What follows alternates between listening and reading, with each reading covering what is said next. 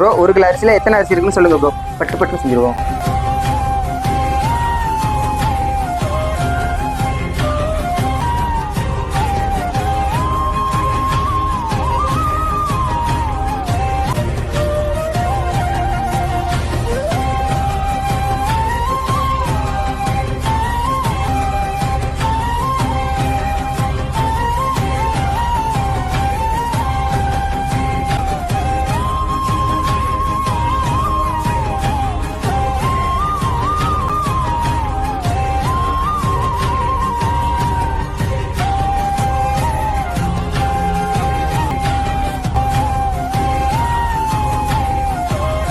Bro பார்த்தீங்கன்னா ஒரு kilo நம்ம 1 கிலோ அரிசி எண்ணியாச்சு. இதுக்கான நேரம் பார்த்தீங்கன்னா 4 மணி நேரம் 12 நிமிஷம். இதில் எவ்வளோ அரிசி இருக்குன்னு பார்த்தீங்கன்னா 1,112 அரிசி இருக்குது.